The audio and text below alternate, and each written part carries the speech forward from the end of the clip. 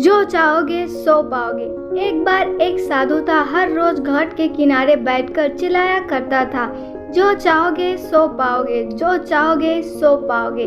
बहुत से लोग वहाँ से गुजरते थे, पर कोई भी उसकी बात पर ध्यान नहीं देता था और सब उसे पागल आदमी समझते थे। एक दिन एक युवक वहाँ से गुजरा और उसने साधु की आवाज़ सुनी, जो चाहोगे सो पाओगे, जो चाहोगे सो पाओगे। और आवाज़ सुनते ही उसके पास चला गया। उसने साधु से पूछा, महाराज, आप बोल रहे हैं कि जो चाहोगे सो पाओगे, तो क्या आप मुझे वो दे सकते हो जो मैं चाहता हूँ? साधु उसकी बात को सुनकर बोला, हाँ बेटा, तुम जो कुछ भी चाहते हो मैं उसे ज़रूर दूंगा, बस तुम्हें मेरी बात माननी होगी। लेकिन पहले ये तो बता दो कि आखिर तुम चाहते क्या हो? युवक बोला, मेरी एक ही ख्वाहिश है, मैं हीरो का बहुत बड़ा व्यापारी बनना चाहता हूँ।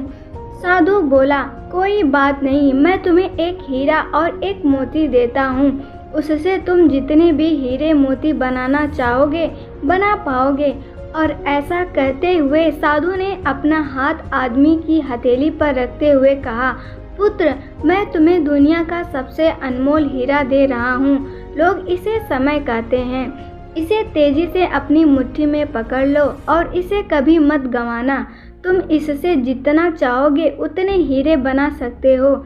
युवक अभी कुछ सोच ही रहा था कि साधु उसका दूसरी हथेली पकड़ते हुए बोला, पुत्र, इसे पकड़ो, यह दुनिया का सबसे कीमती मोती है। लोग इसे धैर्य कहते हैं। जब कभी समय देने के बावजूद परिणाम न मिले तो कीमती मोती को धारण कर लेना। याद रखना, जिसके पास यह मोती है वह दुनिया में कुछ भी प्राप्त कर सकता है। युवक गंभीरता से साधु की बातों पर विचार करता है और निश्चय करता है कि आज से वह कभी अपना समय बर्बाद नहीं करेगा और हमेशा धैर्य से काम लेगा। और ऐसा सोचकर वह हीरो के बहुत बड़े व्यापारी के यहाँ काम करना शुरू करता है और अपने मेहनत और ईमानदारी के बल पर एक दिन भी हीरो का बहुत बड़ा व्यापारी बनता है। फ्रेंड्स, समय और धैर्य वह दो हीरे मोती हैं जिनके बल पर हम बड़े से बड़ा लक्ष्य प्राप्त कर सकते हैं।